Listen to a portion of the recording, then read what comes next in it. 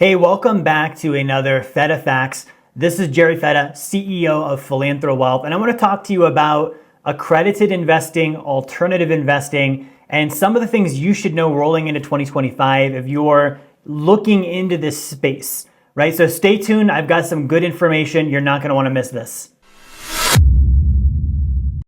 All right, so let's talk about accredited investing and alternative investing. First, I want to just define who would be interested in those. Right? So this is a style of investing that really is for someone that is maybe disappointed or underwhelmed with Wall Street and banks and insurance and all the normal stuff that's out there, right? And so you might look at okay, yeah, I could put all my money in my 401k and when I'm 59 and a half withdraw it. And for you, for some reason, that just doesn't seem like it's it, right? You're like, I don't really want to do that. Everyone does that. Right? And I can see that there's wealthy people out there doing different things and I want to know what they're doing, right? Now, here is how I learned about this stuff. I became a financial advisor at the age of 18. And at the age of 18, I was learning about stocks, bonds, mutual funds, insurance, retirement accounts.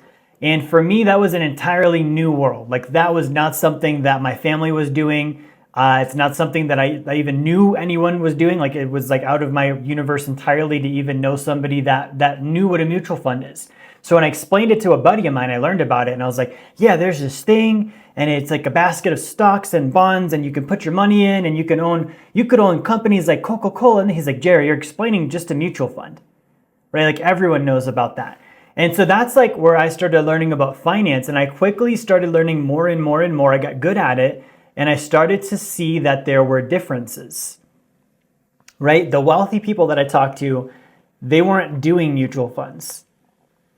They weren't interested in retirement accounts either. And I have this story that I like to tell, and I'll never forget this moment, but I sat down with someone that was successful in business. They were successful with investing, and they were like, explain a mutual fund to me. Explain a retirement account to me. And I did. I was using all my big fancy Wall Street words and the things I learned on my exams and my quizzes and tests and everything I did to study and prepare and get qualified. And he was like, no, I don't understand that. Make it more simple. And the more simple I tried to make it, the less I understood it.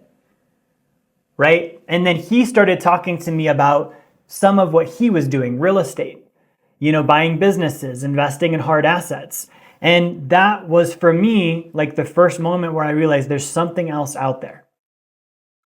Okay, and it would be years before I dove into it. By the time I finally did, by the time I finally got interested in looking into all the different options, right, there wasn't this clean blazed trail I could follow. So there's a lot of grasping at, threads and pulling them and seeing where they led and doing that over and over and over with lots of different things. Until I figured out okay, what all is out there? What are the options in this space? Okay, and I remember when I was a financial advisor, when I started learning about some of this stuff, I emailed my broker dealer at the time. I was like, hey, I want to start working with accredited investments. And they basically said we don't do that. We're servicing, middle-class families and we're doing mutual funds and insurance and this and that. And we don't get into that alternative space. We don't get into that high net worth space. And that was then to me another indicator that it's like a restaurant. You've got Chili's, right? Not good food, probably not that healthy. It's from a freezer, right? And it's just branded. It's their little flavor of the same thing that Applebee's and TGI Fridays also do. It's just called Chili's instead, right? Then there's the high-end, right? Artistry, there's a lot of artisan foods and breads and pastas and it's European and it's expensive and there's a Michelin chef. There's that too. And they're totally different things. Next, I don't want to interrupt you too long. I just want to give you a free offer for my book, The Blueprint to Financial Freedom. If you go to jerryfetta.com/B2F promo, you can get the book now. I'm going to let you get back to the video. Right? And so I started looking at this and I was like, okay, there's two different classes of finance here. And I could even see a third class because then there's savings accounts and payday lenders and high interest rate credit cards. There's the poor, there's the middle class, and there's the wealthy. Poverty, denial, wealth.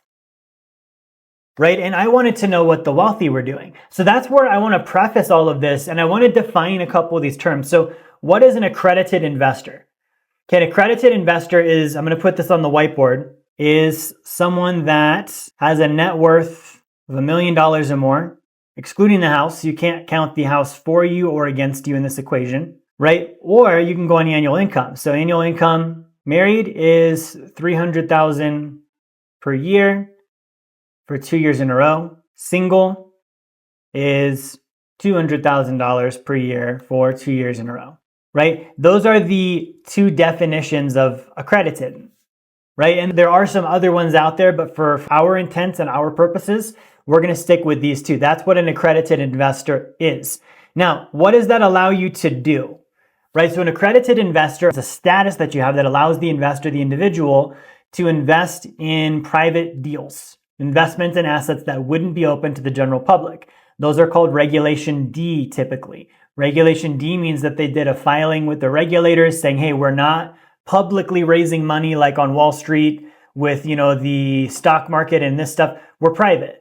And we're only offering stuff to those who qualify by net worth or by income, right? Now, this was something that was created back in like the 1930s. It was part of the Securities Exchange Act, the creation of the Securities Exchange Commission, which was designed to protect investors, everyday investors, from some of the shady stuff that was happening in the 1920s, right? Lots of unregistered companies. There wasn't regulation, so you could, very easily take advantage of people in the financial space. Not a good thing. So the Securities Exchange Commission comes out, accredited investor definition comes out, and this is what we have today. So if I'm an accredited investor, that means that I can invest in a private fund that non-accredited investors are not allowed to invest in, are not allowed to be solicited to about, and are not allowed to be generally advertised to about.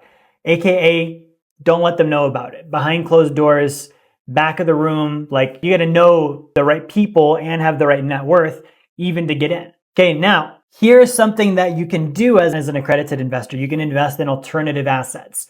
An alternative asset is something that is not your normal, right? Like stocks, bonds, right? Mutual funds, exchange traded funds, these different vehicles that you would normally see as an everyday investor. That's an alternative, okay? Some alternatives are for accredited investors only. Some alternatives are not. Okay, so you don't need to be accredited to do alternatives. You do need to be accredited to invest in alternatives that are reserved only for accredited investors. So for example, a company could start a private fund, could be an alternative fund, an alternative asset. They could do what's called a Regulation A filing. A Regulation A filing allows non-accredited investors to get involved. Still an alternative, but non-accredited can do it. Now, you could do the Regulation D filing, right? And now it's okay, good. No non-accredited can be in this deal, or maybe a very limited number of non-accredited investors could be in this deal, right? But that's the difference. And so alternatives could be a private fund, it could be real estate, it could be precious metals, it could be life settlement investing. We're going to dive into some of that on today's Fetta Facts. Again, all facts, no opinions. I want to give you the facts about where to start with this, right? So here is what I think. If you have not been investing in the alternative space, you don't need to worry about becoming an accredited investor. That's my honest to God, real opinion, real thing that I think right now. Now, this part is an opinion. This is not a fact, but I'm going to argue my point pretty strongly here. If you get invested in an accredited only Regulation D fund, statistically speaking, 70% of them make no money. 70% of them make no money. Now, you might think, wow, Jerry, that's a lot. That's a large rate of failure. Yes, relative to what? On one end of the spectrum, we're going to whiteboard this out again. On one end of the spectrum, you might have hard assets, things that are tangible, you can control them easily, right? Real estate, precious metals, life insurance, right? Like these are things where it's like at the end of the day, I still have my principal or I still have my asset. And there's a lot of security in that. Now, could you lose money depending on what it is? Absolutely. But is it less risky than 70% of them fail? Definitely, right? So over here, we have hard assets. Somewhere in the middle, we are going to see what's called a fund. Okay, now do not be confused. A fund is a business. Okay, just because I tell you I have a real estate fund doesn't mean the laws of business don't apply. Okay, now fund, 70% make no money, right? Now that's actually better than the average business. Small business, the statistic there is 95% fail in the first 5 years.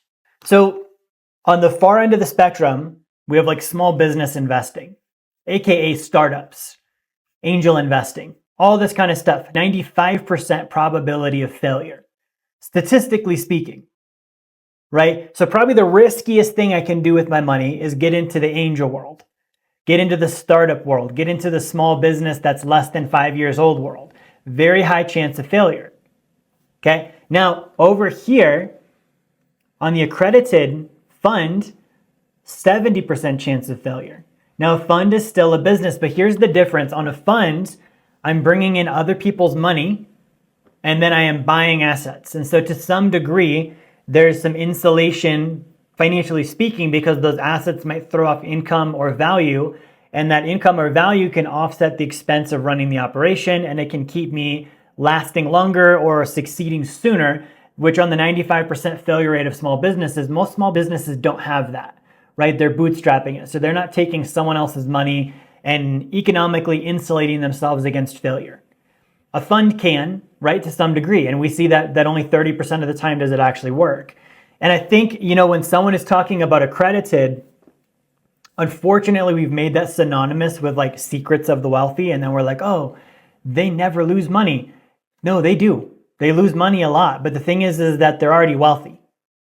So my philosophy is that just because you're accredited does not mean you should just jump into the accredited deals. Particularly if it's like, I can't afford a 70% chance of loss on the money I'm putting in. Right? Now, the other thing is, on most of these accredited funds, they're not required to report and have the same financial transparency that a publicly traded company might, or that a Regulation A non-accredited fund might. And so you have a higher chance of fraud, like just flat out. Like you've got less transparency, more opportunity for someone to be making unethical or dishonest financial decisions and hiding it. Okay, so you want to be aware of that too. So what would I say? I would say if I'm not accredited yet, and this is what I did, I'm not accredited yet. Okay, I'm focusing on this. My big three, I'm going to be doing a lot of life insurance. This is what I save my money into.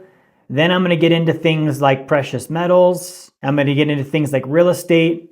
And the focus of all of this is to generate passive. And actually, I'm going to get rid of this word. Today is as good a day as any. We're getting rid of the word passive income from the philanthro wealth vocabulary. We're going to change it for residual income. Okay, and here's why. Passive income sets an improper expectation. Nothing in the investing world is truly passive. For us to call it passive is an oxymoron. So what we're talking about is creating residual income, right? Money that shows up today and tomorrow for something I did yesterday. That thing I did yesterday was I worked to produce income I earned, then I saved it, then I invested it. Now I earn residual income. It continues to come in. Is it passive? To some degree, maybe. To some degree, maybe not. Right? But the whole focus is using life insurance, precious metals, and real estate to build residual income. At some point, my net worth will hit accredited. Okay? When it does, if this here is what's been working for me, I'm not suddenly going to switch. Right? It's like saying, okay, now you're 18, you can go get tattoos. Go get a tattoo on your face. Right? Like you might not be ready to be Post Malone. Face tattoo is a big decision. Okay, so just because you can doesn't mean you should. Right? If his career as a singer doesn't work out, he's going to have a tough time finding a job because he's got tattoos all over his face. Okay, that's a bold move. So for me to be like, my net worth hit $1 million, now I'm going to go all in on funds that have a 70% chance of failure. Bold move, right? That's all I can tell you is that's a bold freaking move, bro. And if you're not ready for that bold move, get financially independent first. That means your residual income exceeds your generosity, your expenses, your taxes, and your savings. And then you can start focusing on some of the riskier and more bold moves. Because why? If you lose the money, you're fine. You've still got your residual income every month. Hey, you want to see a magic trick?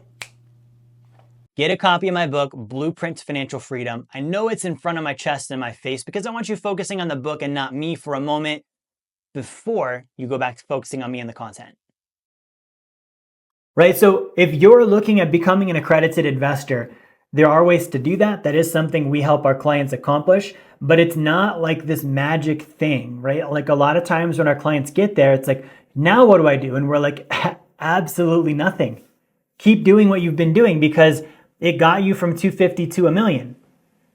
And this is the part of finance that like the gurus don't want us to know. And sometimes we don't even want to know because it takes the sexy mystery out of it. It's common sense stuff, guys. Study money, earn income, save it somewhere smart, invest it somewhere that produces residual income, and just repeat that over and over and over for like 5 or 10 years. And don't lose money in the process, right? And if you can do that, and when I say don't lose money in the process, well, then that highlights, well, do I want to invest in something that has a 70 to 95% failure rate? Probably not. If I'm not already financially independent, probably not. So I need to focus on my winners, even if they're not the most sexy. And that will get me not only accredited, but more importantly, financially independent. And then I can start playing in some of these bigger pools. And with the riskier stuff, here's the thing. The 70% chance of failure is there, but the 30% chance when it doesn't usually can make up for the ones that do.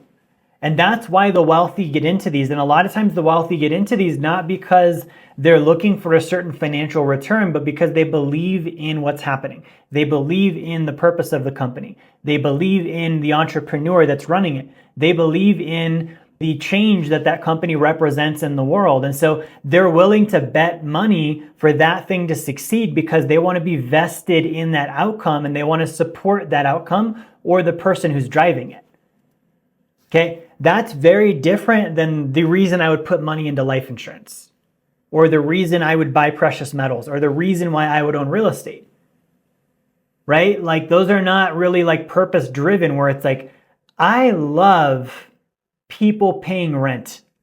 It just gets me amped. And I think the world would be better if more people paid rent, right? Like, no, you don't get the same thing as that. But when you see something like Uber before it becomes Uber and it's like, we're going to transform transportation, you could get excited about that. And you could be like, hey, I understand there's a 95% chance we might lose, but in the 5% chance we don't, this is going to be a big impact and I'm supporting that and I'll make a good financial return for doing it.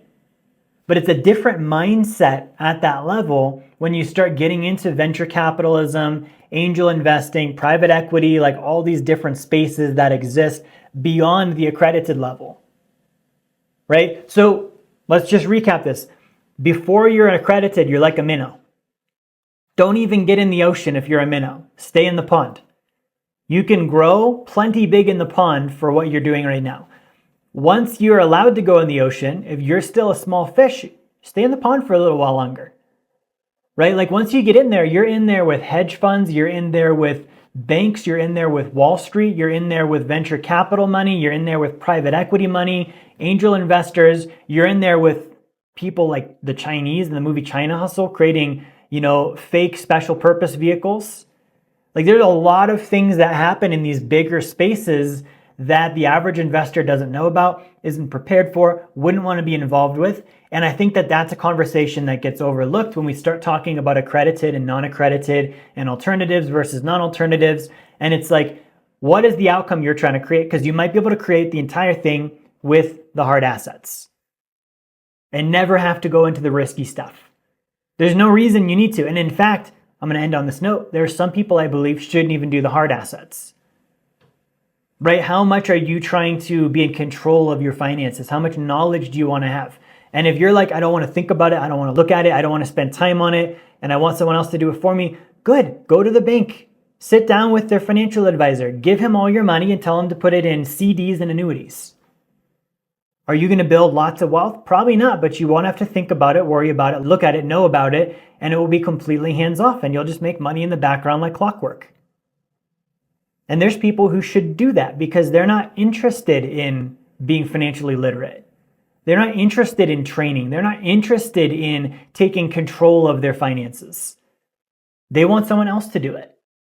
Okay, so I'm going to wrap up on this note because, I could go all day on this topic, but if you're trying to become accredited, take this to heart. Take this to heart. I've been there, I've done that, and I've got the scars to prove it, right? And I think that if you follow something like this and you build your foundation first on the things that are simple, that you understand, that you can control, it makes the journey to accredited a lot more fun and a lot less stressful and a lot more doable. Like, it's a surer thing than being like, I've never done anything and now I'm going to jump into the risky stuff. Okay, so thank you for watching. Like the video if you felt that this was valuable. Comment or question below. I'd love to know your thoughts. Subscribe, turn the notifications on, and I'll see you next time. Hey, this is Jerry Fetta here. I want to thank you for watching my video, watching my content. I hope you enjoyed it. If you would like to learn more about the blueprint to financial freedom and how you can achieve passive income that exceeds your savings, your expenses, your taxes, your generosity, and build wealth like the top 1%, I want to encourage you, grab a copy of my book, The Blueprint to Financial Freedom. You can go to jerryfetta.com/B2F promo, or you can click the link in the description of the video here. The copy is free. You cover your shipping. We'll send the book out to you, and we'll send you an email with a bunch of great bonus material also for free. Get the book, subscribe to the channel. I'll see you on my next content.